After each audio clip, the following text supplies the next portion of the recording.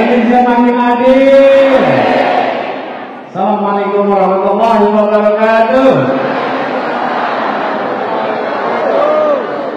Bapak Ibu sekalian yang saya hormati, saya banggakan, saya cintai. Sungguh berbahagia sekali bisa kembali ke tanah Bengkulu, bisa berjumpa dengan masyarakat-masyarakat yang bersahabat, yang membuka tangan menyambut dengan rasa persaudaraan. Sebuah tanah di mana kita merasakan ikatan kebangsaan yang luar biasa kuat. Saya bersyukur hari ini bisa berwudu dengan air Bengkulu lagi, bisa bersujud di tanah Bengkulu lagi, dan bisa berjumpa dengan masyarakat Bengkulu yang saya luar biasa banggakan. Insya Allah pertemuan penuh keberkahan. Ibu-ibu sekalian, pada siang hari ini kita berjumpa bersama di sini. Saya ingin tanya, kenapa kita kumpul di sini? Kenapa kita di sini? Kenapa? Untuk apa kita berkumpul di sini? Untuk apa? Sekali lagi, untuk apa? Untuk apa? Untuk perubahan.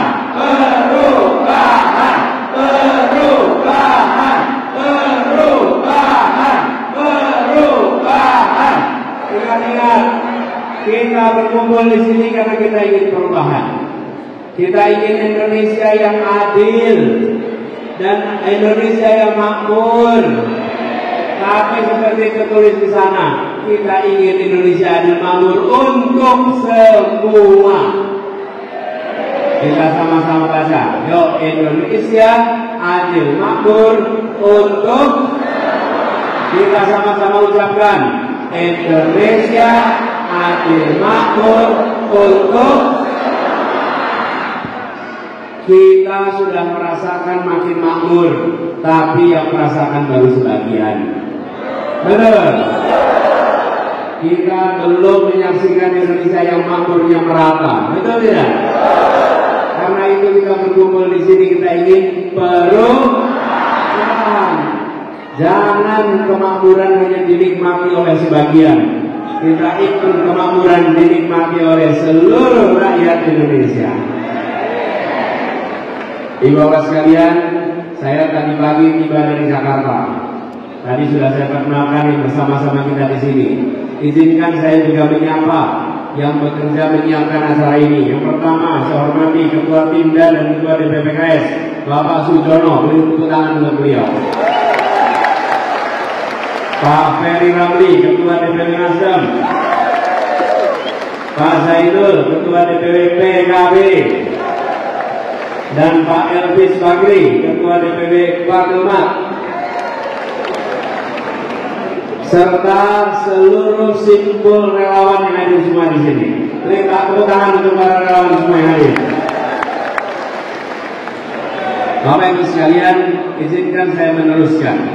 Ketika kita ingin melakukan perubahan, maka kesempatannya hanya terbuka pada tanggal 14 Februari. Pada saat itu kita punya kesempatan. Waktunya cuma 6 jam. Jam 7 pagi sampai jam 1 siang. 6 jam.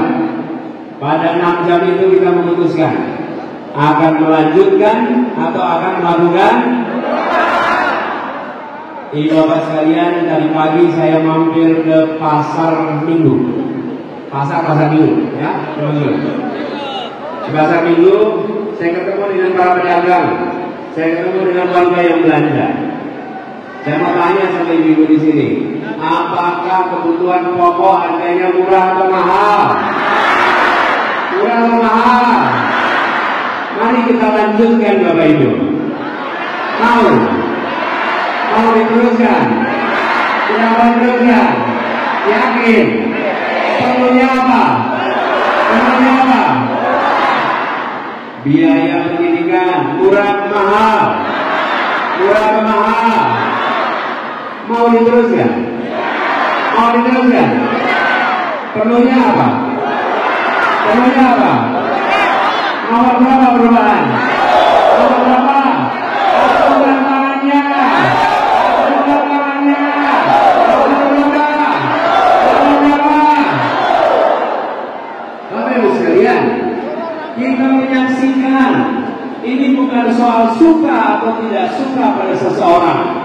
Ini adalah soal kondisi yang dialami oleh rakyat kita. Betul? Boleh saja kita menyukai seseorang, boleh saja kita menyukai seseorang, tapi kalau kebutuhan pokok harganya mahal, pendidikan harganya mahal, kesehatannya repot, lapangan pekerjaan mudah atau sulit? Kalau itu semua ada, apakah mau diteruskan? Apakah mau diteruskan?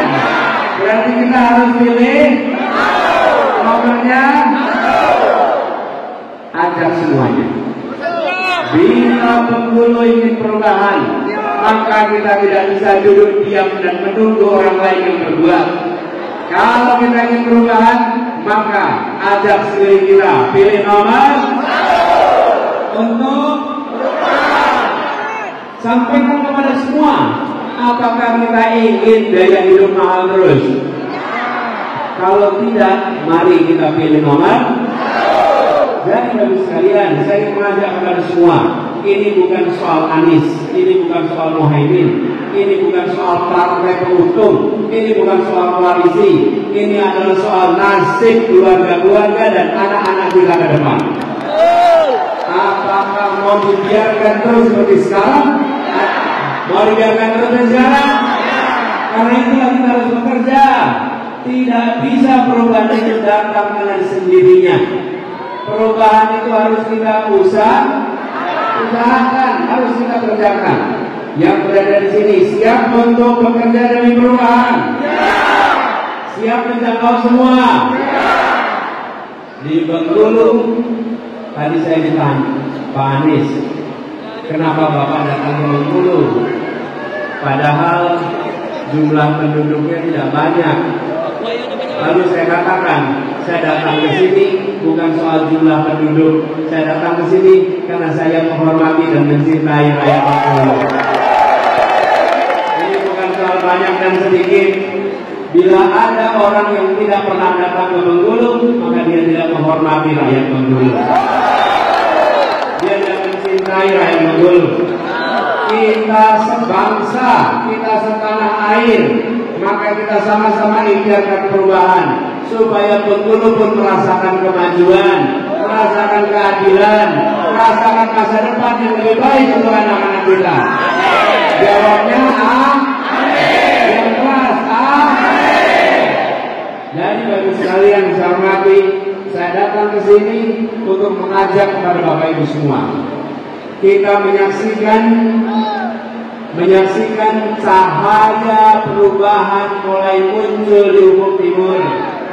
Cahaya perubahannya mulai menyingsing. Saksikan gerakan perubahan ini akan membesar.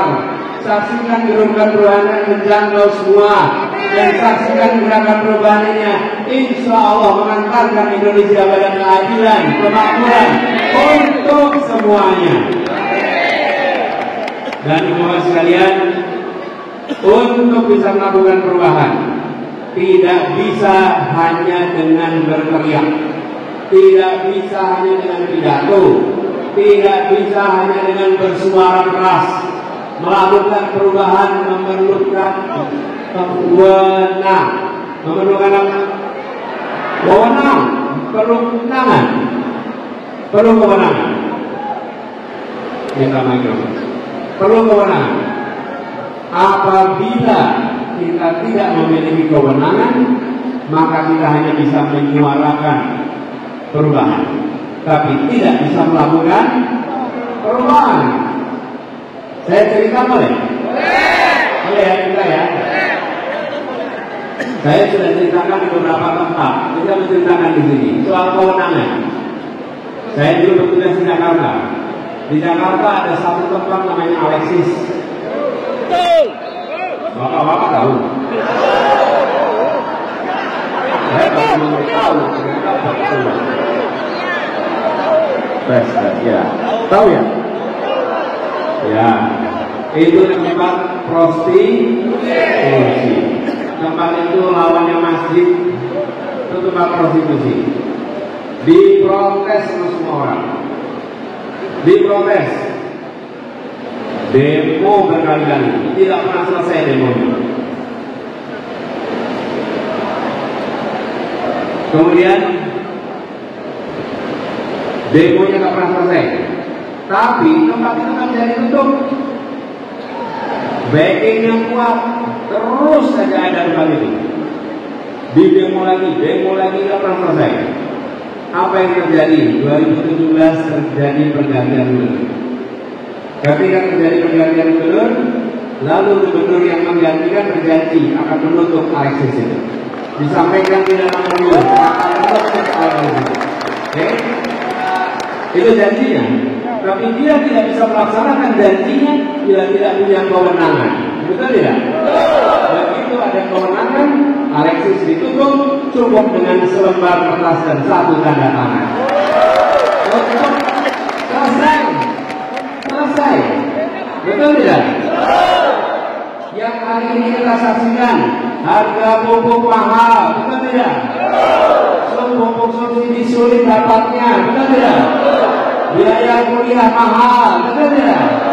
Biaya pendidikan mahal, betul tidak? Bapak Ibu sekalian, kalau mau melakukan perubahan, maka harus punya kewenangan. Nah, pada tanggal 14 Februari, rakyat Indonesia memutuskan kekuasaan yang dimiliki rakyat akan dititipkan sebagai kewenangan pada siapa? Pada siapa? Pada nomor berapa? Untuk apa? Kalau mau perubahan pilihnya nomor. Ada yang ingin dilanjutkan? Ada yang dilanjutkan? Ada yang ingin tangannya semua? Mau dilanjutkan? Semuanya saya diam, mau lanjutkan? Ya. Tolak lanjutkan.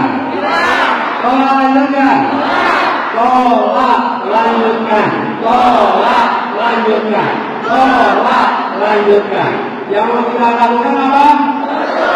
Perubahan. Angkat tangannya, lurus jarinya, kita teriakkan perubahan.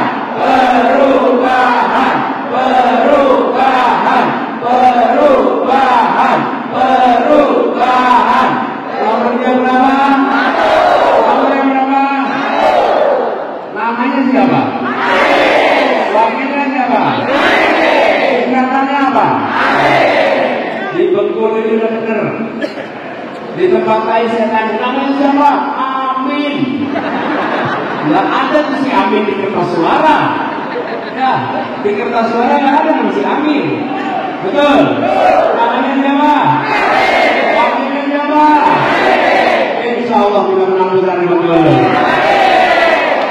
Insya Allah kemenangan di Bengkulu menular ke seluruh Sumatera. Dan dari Sumatera digelorakan pesan perubahan untuk Indonesia. Ibu bapak semua, hari ini adalah hari kerja, hari jam kerja. Dan ibu bapak, saudara-saudara semua memilih hadir di tempat ini. Saya ingin sampaikan kepada semuanya, ibu bapak semua tidak memilih dari penonton di rumah, tidak menjadi penonton dari kejauhan. Bapak Ibu memilih untuk datang ke sini karena Bapak Ibu adalah pejuang-pejuang perubahan untuk Indonesia. Yang datang ke sini bukan penonton, tapi pejuang perubahan. Yang nanti saudara-saudara semua di sini, rekaman yang dibuat sebarkan ke seluruh sosial media. Yang kebenaran sebarkan ke grup-grup keluarga. Dan katakan kepada semua, di saat Indonesia di persimpangan jalan antara yang sekarang melanjutkan dan perubahan untuk keadilan, saya tidak menjadi penonton, saya menjadi pejuang untuk keadilan, untuk perubahan di Indonesia.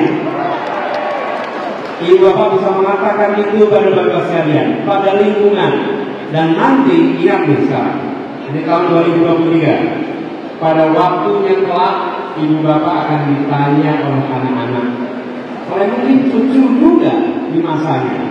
Mereka mungkin bertanya, ibu, bapak, kakek, nenek, dulu waktu Indonesia di persimpangan jalan, ibu apa yang diperbuat, ayah apa yang diperbuat, kakek apa yang diperbuat, nenek apa yang diperbuat. Saudara semua, Bapak Ibu sekalian bisa mengatakan, kakekmu, nenekmu bukan penonton, ibumu, ayahmu bukan penonton, ibumu, ayahmu adalah pejuang yang mengikhtiarkan perubahan di Indonesia ini. Kedatangan ibu bapak sekalian di sini adalah bagian dari perjuangan. Sesudah dari sini, siap untuk bekerja menjangkau semua? Siap menjangkau semua? Yakin siap? Kalau siap, maka bersiaplah untuk menjangkau 40 rumah ke depan. Siap? 40 rumah ke belakang. Siap? 40 rumah ke kanan. 40 rumah ke, kita ulang sama-sama. 40 rumah ke, 40 rumah ke, 40 rumah ke, 40 rumah ke, jangkau semuanya. Dan ketika menjangkau, tidak usah mempromosikan nama dulu, berikan pertanyaan. Kebutuhan pokok mahal apa murah, Bu? Mahal. Mau diteruskan tidak, Bu? Kalau mau diteruskan ya nggak apa-apa. Tapi kalau mau perubahan pilihnya nomor 1. Dan saya yakin ketika kita berbicara keadaan, tidak ada yang tidak ingin perubahan. Betul? Insya Allah semua yang hadir di sini dicatat sebagai perjuangan amal solehnya. Ya, saya ingin kepada semuanya sampaikan bahwa gelombang perubahan sedang bergulir di Indonesia. Dan dari Bengkulu kita gaungkan pesan itu agar bergaul ke seluruh Sumatera, bergaul ke seluruh Indonesia. Insya Allah 14 Februari kita diantarkan kepada perubahan. Tanggalnya berapa? Harinya apa? 1. Insya Allah ya, waktunya cuma 6 jam. Siap ya berjuang semua? Sekali lagi nomornya berapa? Nomornya berapa? Untuk apa? Untuk apa? Ibu sekalian, dalam perjalanan kami selama 1 tahun ini tantangannya banyak. Mungkin ibu bapak sekalian juga menghadapi tantangan yang sama. Betul? Apakah gentar? Apakah takut? Apakah mundur? Apakah maju terus? Ibu sekalian, kenapa kita berani? Karena kita yakin kita benar. Betul? Kenapa kita maju terus? Karena kita yakin kita benar. Kita membawa pesan kebenaran. Tunjukkan kepada semua. Hari-hari ini kita menyaksikan ada banyak yang merasakan tekanan. Saya kemarin ditanya, Pak Anies, merasakan tekanan tidak? Terus saya jawab, tekanan, desakan, masalah. Saya jawab begini.